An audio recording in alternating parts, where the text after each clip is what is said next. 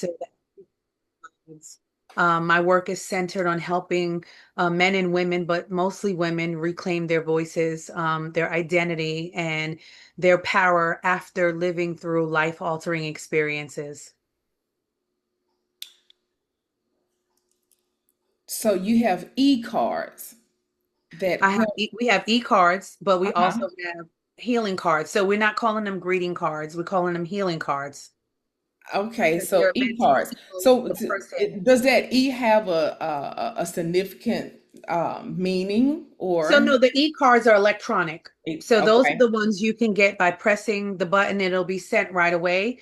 And the Hmm. other ones will be the ones that a person receives in the mail.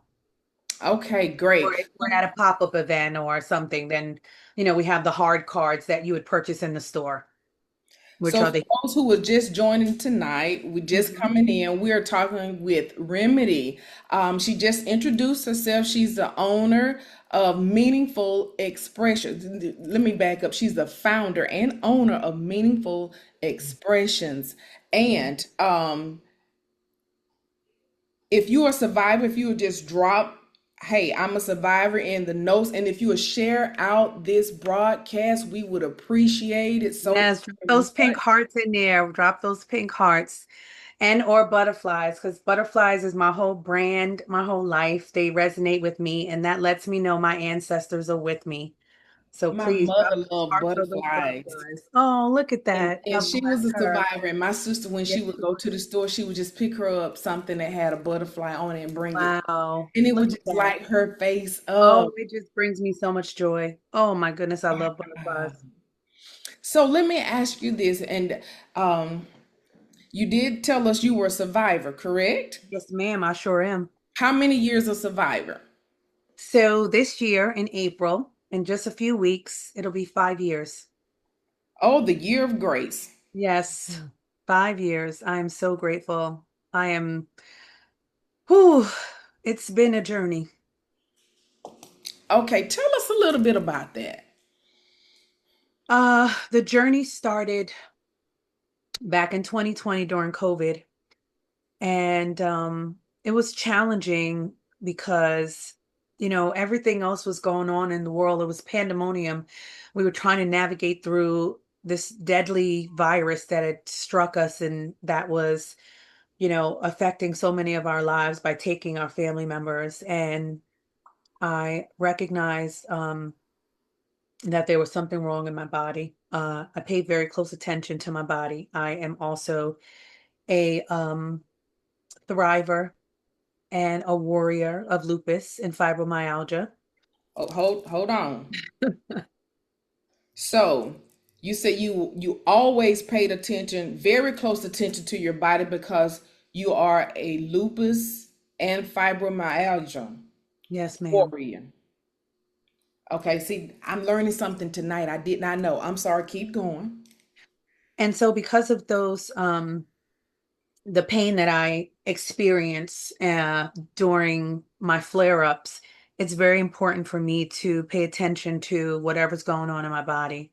So during that time, I remember that there was a lump that I felt in my breast. Now, Hmm. let me start with this. Back in 2001, I had a lump in my breast, which was benign. That was very, very hard, and it felt like a pea. This was very different than that. Um, about, I want to say 3 years prior to 2020, maybe 2017, 2016, my sister called me after I just moved from New York about a couple of days later and told me that she had received a diagnosis. And this month is actually awareness for the type of cancer she had, and that's triple negative. Yes, yes. And my sister is also a survivor. This year she'll make 6 years. Wow, And is she just on like tonight? she's watching tonight. She's a nurse.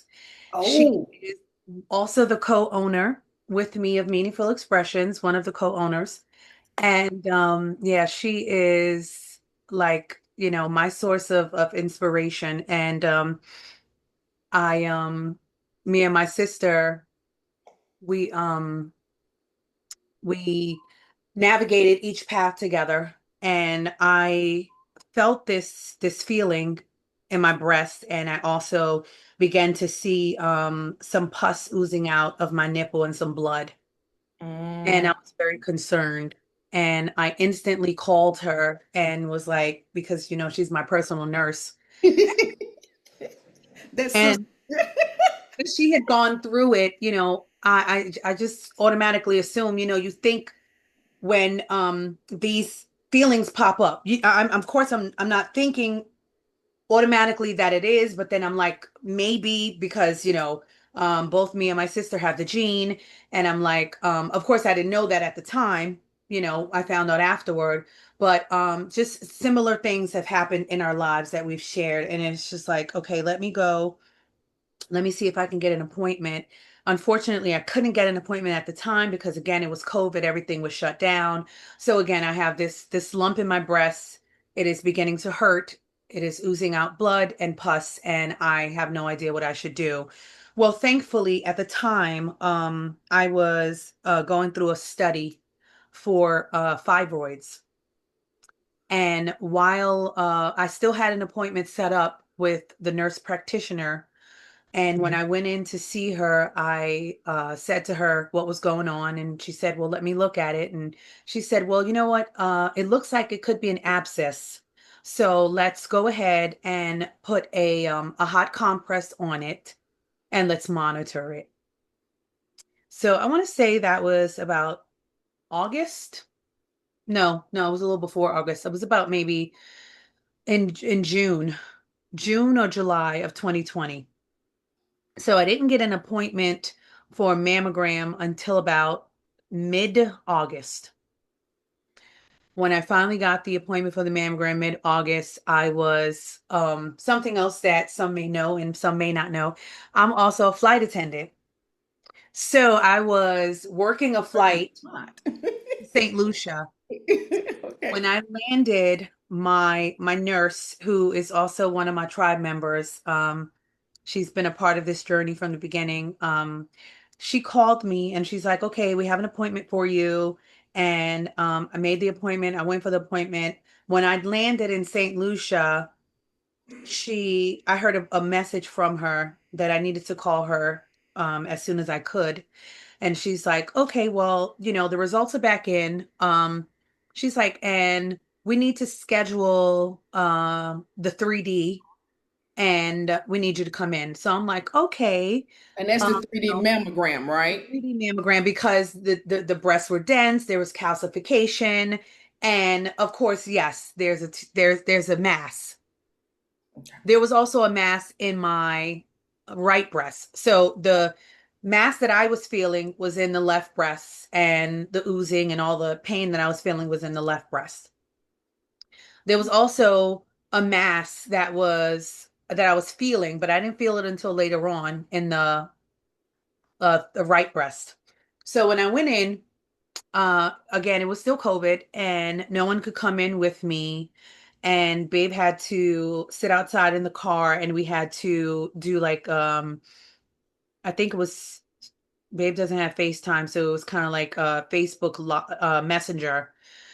And the doctor allowed her to listen in and watch in, and he's on the screen, and he's like, making these emotional sounds like, okay, like, oh, okay, I see what we're looking at now. There was something that said to me that that it is what it is. I know what this is.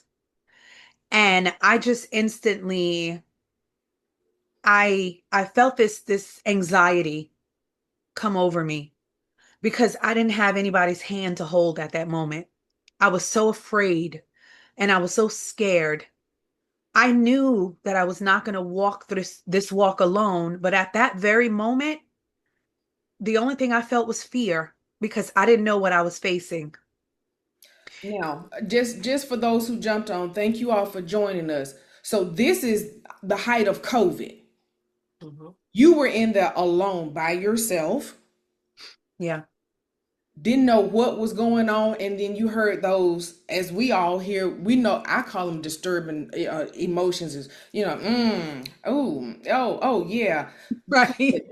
it just, they have to catch themselves like, oh, I don't want to throw them off, Right. but this doesn't look good. That's that. Oh, okay, Right. yeah. Oh my goodness. Okay, so it's the height of COVID. You're in there by yourself. You're having to, not FaceTime, but Facebook Messenger. Right. Hey, and let them know what's going on, let them listen, and Right. and the doctor then tells you what. Well, he said to me, he's like, okay, you can get dressed. He's like, we're gonna schedule you for, we're gonna send you for a biopsy. He's like, I need you to schedule that biopsy, um, as quickly as possible. At the time, I was living in Atlanta, and so, the next available appointment, I believe, was in Alpharetta, and so that next available appointment was in September, around September 13th. So I said, okay. It's kind of grueling when you're waiting for that appointment when you're sitting. So, of course, I called my sister who's been on this cancer journey with me, Mm-hmm. my sister Tani, and at the time, my little sister was working in the oncology department, um, and when I'd sent her my paperwork and I'd sent her the information that I'd had so far, her words exactly to me was, sis, this looks a little funky. Wow. Now She's like, sis, I'm this is not the gonna lie to baby you. girl, right? This is my baby sister. Yeah, Okay, TT. not the already survivor. That Right. My sister, right. My okay. little sister. She's like, sissy, this looks a little funky. She's like, I'm not gonna lie to you. And I was just like, okay.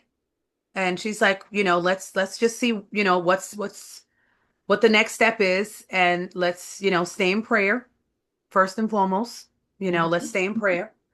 Um, at the time that I was going through this process, I was just in my mind knowing that whatever it is, I'm going to get through it because I know I have God by my side. And fast forward. So here we are, September. We go, we get the biopsy.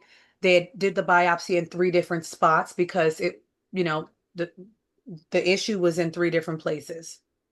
So Okay, so I remember you saying, for those who just jumped on, hello to our audience tonight. We're talking with Remedy, who's in April will be a 5-year breast cancer survivor. Now, at the time she was diagnosed, her sister was already on the cancer journey, correct? And this month we do honor and recognize the triple negative breast cancer warriors as well. And that's what her sister had. So I hear you saying this was the height of COVID, and everybody know in COVID we couldn't go anywhere, we couldn't do anything. If you went to the hospital, you had to go by yourself. And so she's in this hospital room all alone. Family's on the outside, and hearing the point that you have to go for a biopsy immediately, but that immediately took about 30 days. pretty much about 30 days. Okay. And you knew, now y'all hear her faith. She's talking about she's got faith in God. And that and prayer. That is something that if you haven't tapped in with a relationship with God, I promise you it helps. It helps because that's what has gotten most of us through. Yep. Because that's what everybody say. If it wasn't for God on our side, that prayer and the strength and the resilience. Okay, and go ahead. I'm gonna stop talking. So as we get to the appointment, we fast forward, we get to the appointment. Family's outside still waiting with me, came with me, held my hand up until I got to that door. And I went inside, and I always carry a rose quartz with me, a heart rose quartz. Hmm. When I went inside, I had it in my hand. There was an amazing nurse there, and she was so gentle and so loving. And she says, you're not going to be alone through this. I'm going to hold your hand every step of the way. And I was so grateful because this biopsy was extremely painful. So, because there had been splatters on the exam results, they wanted to biopsy three different places. So, we had Okay, to biopsy. But let's refresh the audience. Now, you said that you felt the lump in the left breast, the left breast. but Hmm. it was the right breast. No, no, no. It was in the cancer was in the left breast. It was in the left However, breast, there was a tumor it was a mass that was in the right breast, but it turned out to be benign. benign. Okay, so Yes. but some of the symptoms that you had, just quickly share once again what symptoms you had. So I had pain. Hmm. I had discharge from my nipple, and I had blood from my nipple as well as the discharge. Okay, so you're in the hospital, the nurse grabs your hand until you're not going through this alone. You're going back there to the operating room. And you're in the recovery room. And what takes place? Where do we go when we come in the recovery room? So this is just the biopsy now. This is not the actual surgery. Okay. Okay. So when I'm in when I'm in doing the biopsy, I'm asking all these questions. I'm like, okay, so what's the instrument that's going to be used? Because I need to know. Is it going to be big? Is it going to be small? How many times are you going to poke me? Like, I need to know all these Right. questions. So I know what I'm awake. So you gave me some numbing medication, but I know my skin. Mm-hmm. I Mm-hmm. know that I have lupus and fibromyalgia, so things hurt me a little bit differently than they hurt somebody else. So I need to understand what it is that I need to prepare my mind for because my anxiety is already through the roof. So we get through that process, which was, like I said, extremely painful. When I go to the back and I am changing my clothes, as I'm speaking to this nurse, I was so ever grateful that she was there with me. I gave her that rose quartz. This rose quartz is extremely significant because that is one of the things that I gift to survivors when they make a purchase at Meaningful Expressions. Whenever they make a purchase, they receive that rose quartz because that's from my heart to theirs. This is a rose quartz heart that I am sending them because I want them to know that I love them and I'm with them on their journey and that they're not alone. They never will be alone. Because when they join Meaningful Expressions and they sign up for a tribe of sisters that's going to back them with power. When I tell you about these ladies, these women are amazing. These women are so amazing. I could have not gotten through without them. Fast forward, I'm still working through all of this. I've not stopped working, so I'm still flying. I'm flying in the height of COVID, and it Mm. was challenging because my health, of course, could have been at risk. And in my health, I had all of these things going on inside of me. I'm double masking, triple masking, trying to take every precaution in the world, Because your immune system is already compromised. all over the place. And it was just like, okay, what am I going to do? But I had just started the job, so I could not take days off. So it was like, okay, you got to work through it. You got to push through it. You just got to, I kept doing my CMOS. I was doing soursop. I mean, I was doing everything to, strengthen my immune system. I was doing a black seed, everything, I was doing herbs already, preparing my body. In October, I got this phone. Oh, so October, I got a phone call. No, no, September after the biopsy. I'm going to fast forward. They told me that they had appointment for me for October 15th. October 15th, I go and wait a minute, hold on. Did I mess the story up? October 15th was when I had the biopsy. I'm sorry. September was when I had the ultrasound. Hmm. October 15th, I had the biopsy. Okay. They said to me it was going to take about 5 to 7 days to get the results. Probably So a long 5 to 7 days, wasn't it? I was like, my goodness, wow. So that was a Thursday, October 15th. Monday, Hmm. after I'd worked from about 5 in the morning. I think my shift ended at 1. So I was on at home on call. So I didn't have to actually work a flight that day. I got that phone call that came in at about 3:34 p.m. So it was a Atlanta number. I was based in New York, so I'm in New York at the time because I'm splitting my time because I'm on call. And again, I was by myself. Mm.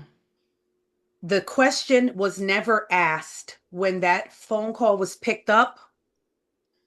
Hello, Miss Lopez, are you by yourself? That was never asked.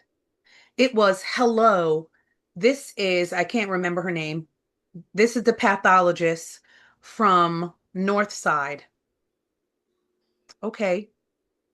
She said, I have some good news and I have some bad news. What do you want first? Ooh. Verified advocacy. My God. Uh. My thoughts were, does it make a damn difference which one I get first? I'm still going to have to hear the bad news at some point. Right. Right. Okay. So I said, tell me the bad news. I mean, no, I said, tell me the good news. Mm-hmm. I need a buffer. She said, well, the good news is that your right breast is benign. I said, well, awesome. Whoo. And there came those dreadful words. But unfortunately, But unfortunately. Mm. I have to let you know that you do have breast cancer. And just as real as those emotions were at that moment are what I'm feeling right now. The only difference is that I'm on the other side of it right now. And I know what that journey looked like, and I know what it looks like for others. It shows up so differently. When I got those, when I heard those words, I instantly said, let me call babe. I said, hold on a second, just a second, because I wasn't sure if I heard her correctly. And I Right. think I was in shock. And I was like, hold on. And I said, let me try to get babe on the line. And I tried babe, and then I tried my sister, and then I tried my best friend. It felt Nope. like nobody was answering. Nobody answered the phone. I'm like, oh my God, please, somebody answer the phone, please. I wasn't gonna call my mama at that moment because I just was not in a position to say those words to her. I just Right. couldn't do it. Finally, babe called back in. I told the doctor, hold on, let me bring her in on the three-way. She came in on the three-way, and I said, can you please repeat those words to my wife? Please, please. And the pathologist repeated the words. And the next thing I know, I was like, babe, are you there? Silence. What, babe, are you? I was like, okay, hold on. Where the hell did she go? Girl, she had got on the phone already.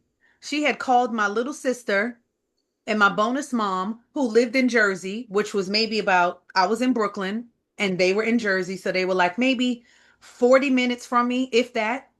She already had called them to be en route to come pick me up Wow. because she was in Atlanta. So she couldn't get to me. My other sister was in Pennsylvania, which was 2.5, 3 hours away. The Mm. closest to me that had a car, because my best friend was in Queens, she didn't have a car, was my mom and sis. So they were on the way. My sister called me. She's like, my family calls me Nini. She's like, Nini, pack up whatever you need to pack up. We're en route to come get you. I was hysterical. And I'm not gonna lie, I had to grab a shot because I needed something to numb this pain. I couldn't understand, like, it was just like baffling to me. Like I'm hearing these words. It was just like I was in another stratosphere. Like, did she really just say what I thought she'd heard? Oh, Right. say what I did I hear what I thought she said? You know what I mean? So you're having to deal with fibromyalgia. You're having to deal with lupus. We're in the height of COVID. You're not around family. And you hear these words. It is cancer. So often, I recall my sister saying she was driving from work and her doctor, one of the medical professionals from their office called and said, "Hey, we want to tell you, yeah, it's cancer." She's Oh, like, wow. "Hold on, what they say, they suggest you pull to the side of the road. It's after Unbelievable. hours, it's dark, like, okay, can we just maybe schedule another appointment? Let me come in the office." And That part. yeah, wrong timing. Wrong timing, Yeah. They don't understand how important that is. Yes. Yes. Okay, so they're en route. They done pack bags, telling you to pack bags, and you're trying to process this all. And what happens next? Uh, it took about 3 days no, two days, I think, before I'd flown home. So I'm sitting there in that moment and I honestly could not figure out what I needed to grab. I couldn't think about what I needed. I could not think about because I didn't know I didn't I mean, I'd experienced this before with my sister. I was Hmm. her caregiver, and when it's you, it's very different. It's very, very different. So I just gathered up the things I thought I needed, my iPad, my laptop, Hmm. um, just a few items. And I just, my sister called me, Tani, who's the nurse and the survivor. And all I could hear was the tears in her voice. And she was somewhat speechless. And she said, I love you. We'll get through this together. My brother-in-law, my brother, he says, Nini, we got this. We've been through this before and we'll get through this again. And so just the comfort of knowing the people I love were going to be there by my side just meant everything to me. So those meaningful expressions. Absolutely. And I just want to share a comment that somebody's left, Miss Amy Taylor. She said, "Love makes things happen for Every your single family, time. your loved ones. To hey, while Bay's Mm. while you trying to see, well, hey, Bay, where are you? She making phone calls. She Yes. doing what she got to do to get this. Hey, you're in New York. I got to take care of you. I got to Yeah. make sure you're okay because you just heard some devastating words. Love is what love does." And what's crazy is people don't remember or they often forget that when you're hearing that news, your spouse is hearing that news too. So just as devastating as it was for me, it was for her. But the strength and the love helps you hold it together when you need to be strong for somebody that you love. Wow. That is powerful in itself. Good evening to all those who have joined in tonight. We're talking with Remedy, soon to be a 5-year breast cancer survivor in the month of April. She's sharing her journey in the height of COVID. She was already um, having health um, health I don't want to say issues, but she already had compromised health from being a lupus warrior and fibromyalgia. So here it comes COVID, and y'all know we were all scared to breathe anybody else's air, and she's diagnosed with breast cancer. And we were not allowed in the hospitals. We were not allowed to go in the doctor's office, and so she's a flight attendant in New York, away from family, when she gets that phone call.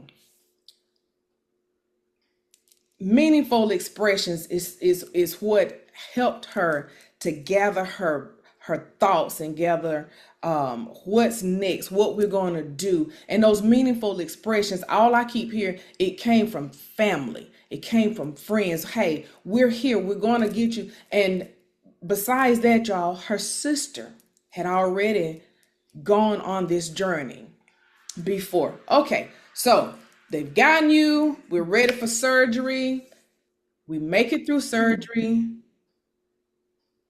the treatment. Talk about the treatment a little bit. So, the treatment came after surgery. All of the treatment came after surgery. Um, so I felt like I was being rushed into surgery. And I say that because it was the end of the year. So it was a matter of, do I have this surgery as quick as I can snap my fingers? Or do I wait until next year where I have to meet this deductible and have to worry about a Mm. $5,000 copay before I have this surgery? What do I do? So let me ask you this. All right, you said you felt like you was being rushed into the surgery. And this was just 5 years ago. Were there any type of social workers to come out to sit down and explain the process, what's going to take place, your treatment plan after surgery, and the side effects of those treatment plans? Did any of this take place? The only thing that did come uh, to me was a nurse navigator.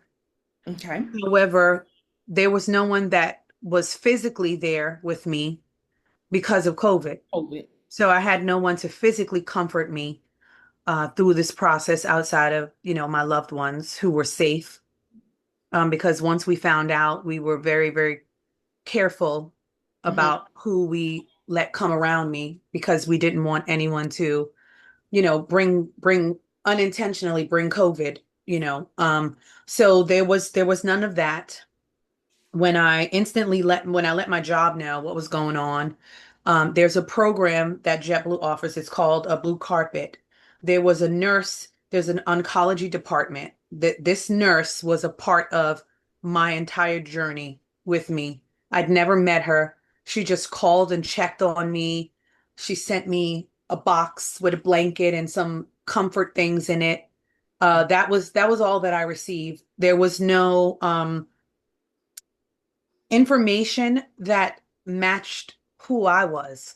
There was no resources for my journey, for this, Afro-Latina woman who is going through this, who needs to understand things like you have to pick the right surgeon because that surgeon needs to understand your skin type.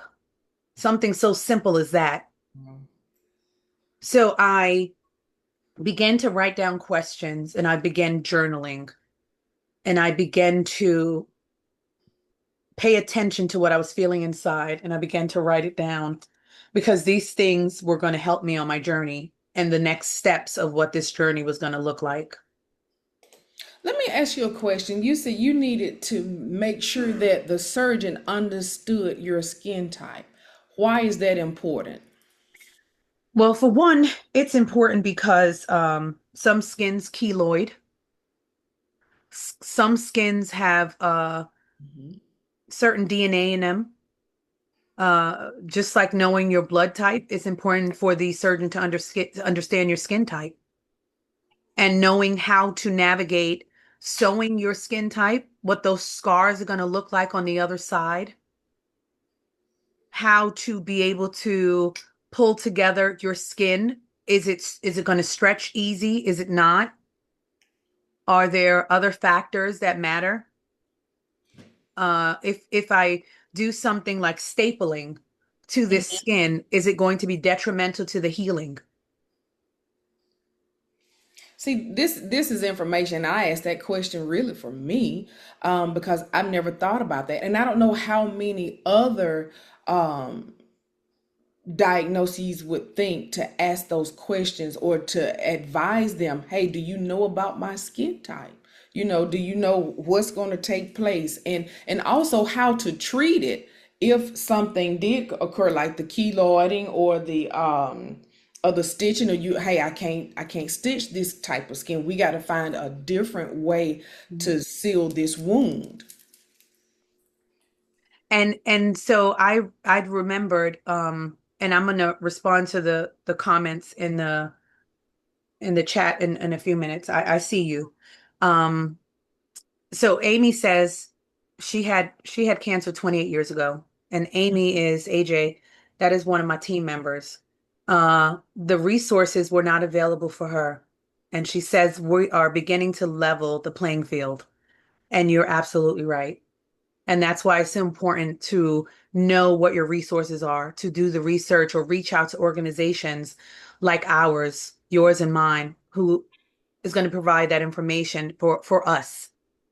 So the one thing that I was going to say is that when I looked at my sister's skin and what they'd done after her surgery, my Mm-hmm. sister at the time, she was in Scranton, I think. Yeah. She was no, she was in Pennsylvania in oh my God, what's the Toby Hanna over by Mount Pocono. The doctors um were not of the African American persuasion, and there were none available for her, male or female. There were only our European doctors available for her. My sister's cancer was extremely aggressive. It was triple negative. My sister went through chemo and she had to make decisions. My sister had um the gene Mm-hmm. and she had to have a double mastectomy, as did I. When they cut my sister, they cut her straight across. They didn't give a damn about what she was going to look like afterward. They didn't care what she was going to wake up and see. Wow. That is something, that's a conversation that needs to be had. Mm-hmm. I agree. I'm looking at some of the comments, they're saying it's interesting. And that is, and now that you bring that to the forefront, um, some don't care. They don't. They're in there to do one job and one job only. Don't care what it looks Yeah. like, what the outcome is, how it's already an emotional roller coaster ride for us, but to just, and Yeah. I And digress. Shalonda said resources also matter where you live as well. Small rural towns like where she is, the resources are limited and non-existent. And that was pretty much the story for others that I know and for my sister, and it was a sad reality that you have to keep going back in to either try to fix what you're looking at because now you have to love the skin that you're in. You have to love what's looking back at you. And this is all mental. This is a mental thing that's going on besides the physical thing. Because now you're telling yourself that I look like a monster. You're looking in the mirror saying, "Oh my God, who's this person looking back at me?" And now you have to work through the process of loving yourself. What does that look like? What does that feel like? Then you have a spouse and they don't want to touch you because you're in pain. They don't want to hurt you and they want to be sensitive, but then you want them to touch you. And then there's a whole other situation going on. So who's helping you navigate this process? This right here, because now, to AJ, I'm a 17-year breast cancer survivor, and exactly what you just said. I was told, well, we're going to remove your breast. Don't be alarmed because you're going to be flat chest. I didn't Mm, see an image of what flat chest looked like. So I was so afraid when they pulled the covers back that it was going to be my chest and then a deep hole and then come back up. I was so afraid. I'm talking about for hours. I refused to look at me. And as you stated, when you get home, you have to look at yourself in the mirror because you know you've been augmented. And you're like, this ain't me. yeah. Yeah. Everything that was an attribute is gone. What do I do? People don't know it wear and tears on your mental more than it does your physical. Yep. Mm. And then not to mention the fact that your hair is falling out and all these other things are happening. You're losing weight and now you're being butchered as Noreen shared as well. Those things are happening too. So Oh, yes. how do you how do you process this? How do you understand what life is going to look like beyond this? How can you even think about what life is going to look like beyond this? There's a diagnosis, there's treatment, then there's surgery. My wife, she asked my sister to be in the room with me, because she knew that my sister understood, and she knew that my sister would be that person that was going to comfort me. So let me share something with you. And this is God's grace. When I spoke about surgery, I spoke about finding a surgeon who understood my skin type.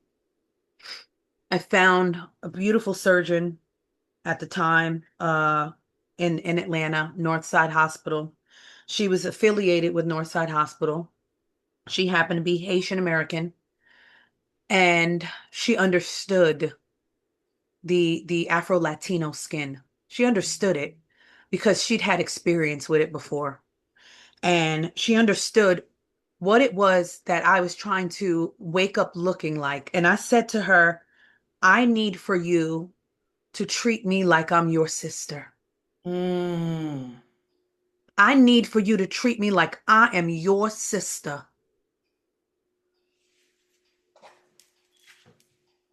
Now, the surgeon who actually did so she was the reconstructive surgeon who did the plastic surgery, but the surgeon himself was highly qualified, European, and he was amazing. I have to honestly say I had an amazing care team. Every single solitary person that was a part of my care team, they brought their heart to work, and they cared enough for me to understand my story and give me the personalized care I was needing, especially during COVID. They didn't treat me like I was, you know, needing to be pushed away from them. Another number. They didn't treat me as if I was just another person showing up, another statistic. They did not. And I'm grateful for that.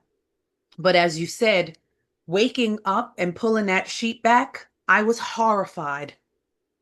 I was horrified. Waking up to no breast, to be in, and those that know me, was very gifted and well endowed. You know, I come from a family of women who, they're very healthy in that area. And so I'd finally reached the space and place in my life where I loved my body, every part of it. Wow. And now you're telling me you can't just take one, that it is recommended because of the cancer, because of my genes, and Mm-hmm. because of this experience, that I have to have a double mastectomy. So now I have to lose them both. And because the cancer started around my nipple, you got to take that too. You can't spare that. So now my sensation is going to be gone, which is everything for me. It was everything for me. So now that's going to change everything with intimacy. Mm. If people only understood. It doesn't go away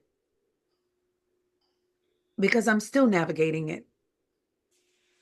5 years later, you're still navigating. 17 years later, we're still navigating. I think 21 and 28 years, still Still navigating. navigating it.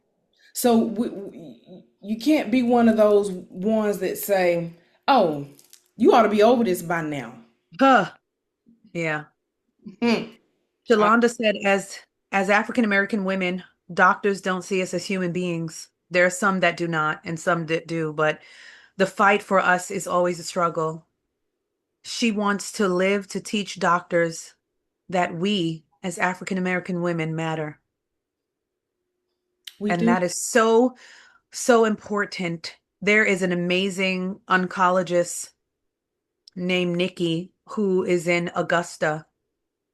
She is also a part of my tribe, and she is creating a platform and I will tag her. Um, I believe she's on this live, but she's AJ's niece. And AJ, if you can tag her to the live, she is doing some amazing work with educating and being that resource and being that person who is there for us, by us. Yes, and Lolita just said, be your own advocate. Your skin, your healing, and your trauma may not look the same as what's shown in the textbooks. And that's why it's important that they need to include That part. us the patient, us the soon to be survivor. They need to include us in this. And this AI stuff, it's not gonna work, y'all. Uh, It's not gonna. Lolita is a psychologist, another one of my tribe members, who is also a lupus warrior and walks with me and has walked with me. My most recent surgery that I had to go through this past September, she was right there with Babe and my wife holding my hand through it, because that's what we need to get through. And the doctor has been tagged. She's actually right here with us, Dr. Tequila Williams, the amazing oncologist who's out in Augusta. So thank you for being a part. And y'all, please go ahead and follow these amazing women, these amazing women. Stay a part of both of these communities, because we've gone through it and we're here to hold your hand, give you the resources. If we don't have the resources, we're going to find the resources. We're going to make sure that you don't have to walk this journey alone, because it is traumatizing already. But to go through it, so many of the groups, I thought, oh, let me join these cancer groups because maybe I can learn some things and it can be supportive for me. That was not the best decision. It's like when you feel sick and you go on Google and Google tells you all these things that's wrong and you self-diagnose. That's what going in those groups was like. Because you have all these people who are going through different things and it's emotionally traumatizing, because it's like, whoa, they're just coming from left field with all these things. And emotionally, it's just too much. It can be. It can be. Yeah. And I want to go back to what Miss Lolita was talking about. She was like, so speak up. And so, we're very familiar with this phrase, stand your ground. That just does not relate to the criminal side of life. It relates to your health, your well-being as well. Stand your ground, ladies. When you all go in these doctor's office, and I learned something new tonight, and I'm so glad we are connected. I never thought to ask, hey, about my skin. So, I'm so grateful. Thank you, sis. My pink sister. Yes, sis. Thank you so much. Absolutely. So we And let have me to say this. stand our ground. Do Yes, ma'am. not be afraid to stand your ground, and if that doctor doesn't resonate with your journey, Hmm, and hmm. go ahead and fire them, because guess what? I fired two oncologists. Two of them. Two of How many them. you fired? You fired two. Two of them. Two. I'm like waiting for this lady to send the paperwork and stuff for the onco test, the onco type test. I'm like, I need to have this information. They're waiting for this information, and she's telling me she sent it in but never sent it in, and I'm just like, hold up, wait a minute. I called my sister. My sister knew the verbiage. She got on that phone before I even finished. The line was dead. She was on the call calling them like, okay, listen now. I don't play about my sister. I don't play about my sister. I'm gonna need y'all. She went in her professional nurse's bag, pulled out all the things she needed to say, and she's like, yeah, we're going somewhere else. That's it. Let them See, go. Let them go if they are not for you. Let them go. let them go. You gotta, hey, let them know and let them go. That's And right. Miss Iris Davis, who's also a survivor, she said she changed doctors mid chemo. Wow. God bless you, Miss Iris. God bless you. Chemo. So, tonight has been a wonderful night. I was so ecstatic for this interview, but I didn't know I was going to get all of this. Um, and one word, I had to ask my oncologist, what they was referring. I was not referring what they were suggesting. I was like, so if this was your wife, what would it be? And they said, Mm, oh, this is what I would do. I said, well, good, I'm not your wife, so I'm gonna do this right here. But mm. going back to what you said, I need for you to treat me like I'm your sister. That's right. We need some, hey, you need to put that on your line. I need for you to treat me like I'm your sister. Okay. That's We right. need this when we go in these doctor's offices, and we've got to learn. Don't be rushed through it. As you stated, you felt like your surgery was being rushed. Yeah. No, we've got to slow this Yeah. down. Take what the song said, take your time, don't you rush. That's right. Stand your ground, ladies. Stand your ground. Tonight has been so resourceful for me. I wrote down so many notes. And as I say, my sister, she's on here. Jatan Gibson, she's also a breast cancer survivor. And it was Congratulations, funny, Queen. she walked me through because she had medical background, but then I had to walk her through because I had experience. Um, Mm, we were not able to see my mom do too much because my mom was one of them, hey, I got to be strong for my family. So yes. we kind of just we held each other's hand and we walked this journey. And like you said, you need a village. You need a village. And there are some who say, well, I don't want people to know. You need everybody in your Yeah. corner that can help you. While you sitting up here trying to process, you got Bay at home making phone calls, go pick her up. You got this one over here calling, hey, what we got to pick up. You need, it takes a It village. does. It does. It takes a village. Okay, so let's jump into meaningful expressions. Let me just say this really quick. Okay. I created a list because I knew that there were going to be a lot of things I needed from the experience with my sister. Mm-hmm. I sent my Amazon list out. I'm gonna tell you this right here.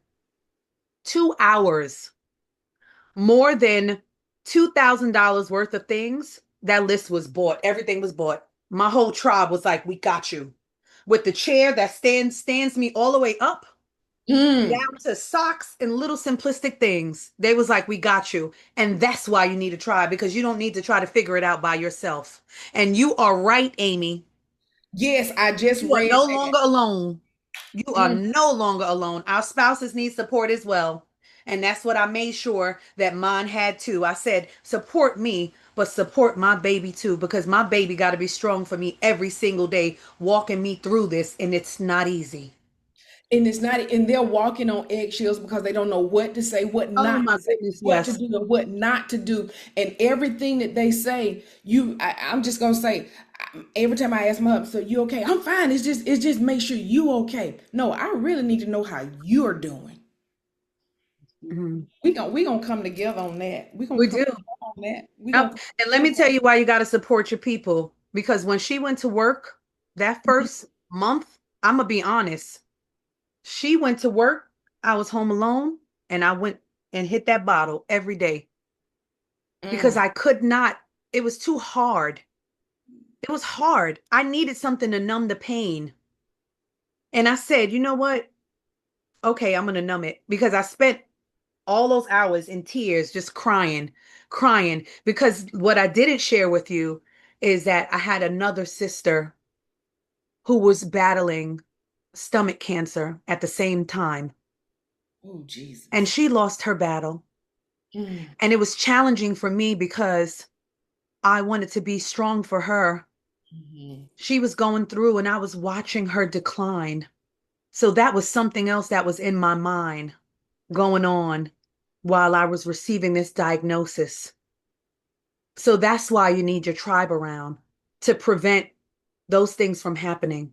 But by the grace of God, By the grace I'm of, still standing. you need that tribe. You need to know your resources, as has been stated, and you need your support groups. It is very important that you have your support groups, um, because there are some in there who can identify with Right. what you're going through, and you can identify with them, and it becomes a connection to a sisterhood that Yes. leads to this tribe. Oh Yes. my God, tonight I'm my heart goes out to you. Not knowing the times that we were in each other's presence, what all you had gone through. All I heard was, I call her sis. All I heard sis say, "Oh, babe, she a breast cancer survivor." I'm like, "Oh, okay, yeah, we pink sisters." Right. But my journey, nothing like your journey. Nothing like your journey. And it doesn't discount yours because it's different. And that's the beauty of it, because everybody walks a different journey Mm, and we can still support each other. And for those that think that they don't have a tribe, you do have a tribe. All you got to do is reach out because we are here. We all get overwhelmed. We all get overwhelmed. And as my shirt says that I'm wearing, and as the model is wearing, that is the shirt that we are pushing out now. You are the message. You are the miracle. You let them know that you are the miracle. You are the message because it is your story. yes, yes. Mm, I made it through. I made it through. I didn't cry. I made it through. I made it through. They know, they know, they know. God, this has been so fulfilling to me. It has for me. And I'm pretty sure it's been fulfilling to other survivors. Look at all the hearts that are just Oh, I coming love it. up. Oh my goodness. Amazing. So amazing. Oh, amazing. So tell us a little bit about meaningful expressions. Tell us how we can find you, tell us how Absolutely. we can support you. And while Yeah. we're supporting her, we'll be supporting ourselves because I'm pretty sure we can. That part right there. Exactly. So you can find meaningful expressions at meaningful-expressions.com. And we have so many different amazing, amazing designs that were created by me. And I created them when I started my journey. So Mm, my cancerversary came up and Babe went to the store and she wanted to buy me a card and she couldn't find one. And she went to four different stores to try to find me the card that spoke exactly what she wanted to say, and she could not find that. She came home and she knows that I do graphics, and I talked about, maybe launching a card line some years before. And she's like, listen, this is the time right now. This is what you're going to do. You are going to turn that pain into purpose and you're going to create that card line. And here is the birth of meaningful expressions. The healing cards that is going to touch you, touch your lives. These cards are not just for the survivor, they're for the caretakers, they are for the doctors, they're for the orderlies. We have cards for the cafeteria worker.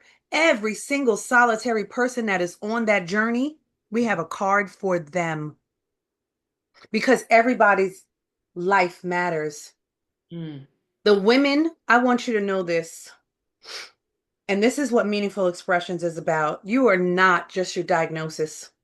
You Come are not just your scars. on now. You are not the moment that broke you. You are the rebirth. You are truly the comeback. Mm, You, just as I am, are the proof that healing is possible. You deserve care just like I deserve care. You deserve compassion and a community that's with you every step of the way. Your story is being written by you, just as mine is. And you decide what that next chapter looks like. And for me, it's going to be expressed through meaningful expressions. You will see every part of my life, the joy, the grief, the happiness, every single solitary moment that we feel is being poured into those cards because I want you to be able to resonate with something that's on one of our card lines or in our collection, something that will resonate with you, that will bring you joy on the day you need it. Or when you're feeling sad, something to uplift you, something to give you strength to get through. And when you have to have that fifth surgery, like I just did, you'll know that you enter that surgery with strength because God's got you got you, your spouse and your tribe's got you, and you're going to be okay. You're going to be all right. We gonna be all right. That's right. So, y'all, is I don't know if you all can see it, but she's Oh, giving us our website. okay. Yep. It's right behind me, right up there. And she's got the IG platform on there, Meaningful Expressions, and that's with an S. She had to correct me because I left the S off. Meaningful Dash Expressions is the website. IG is Meaningful Expressions Cards, and TikTok is Meaningful Expressions. So, if someone just wanted to reach out to you and just have a conversation with you, how can they get in touch with you? Let me see. Can I put my number in the chat?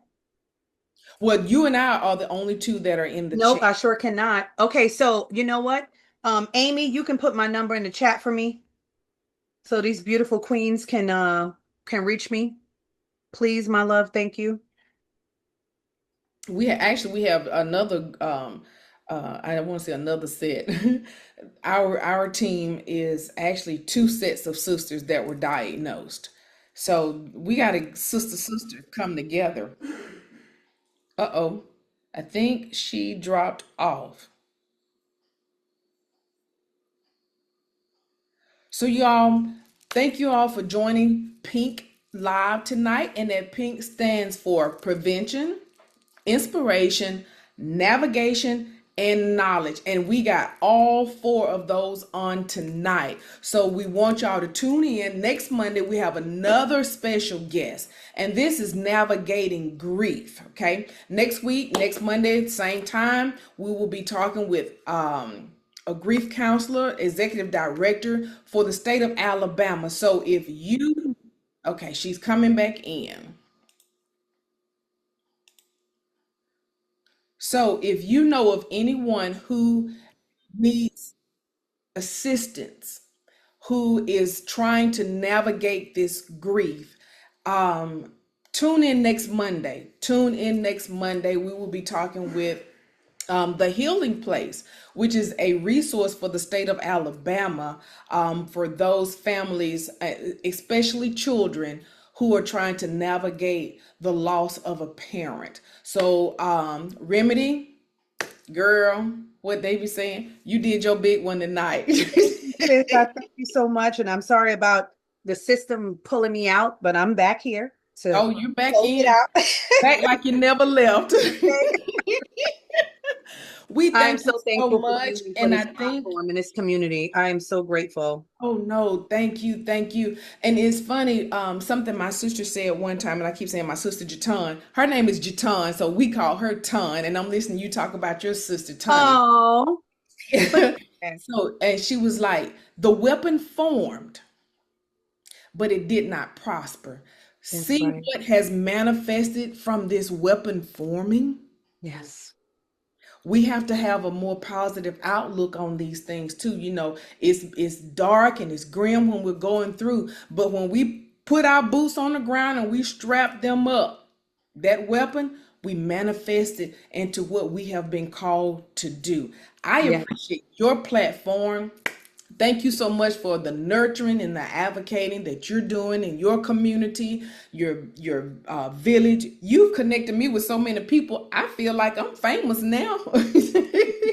Listen, that's what we have to do for one another. Check our ego at the door and just support and be there for each other because that's the only way that we're going to be able to grow, touch lives, become worldwide, and touch those people in those impoverished villages that do not have the care, the resources, or the doctors that look like them, or the people that want to step in and just say, I'm going to hold your hand through it. Most definitely. We appreciate y'all. And I'm pretty sure if you all, if any Georgia residents are on here or watching this at a later date and time and you need the information, her number is in the chat, That's right.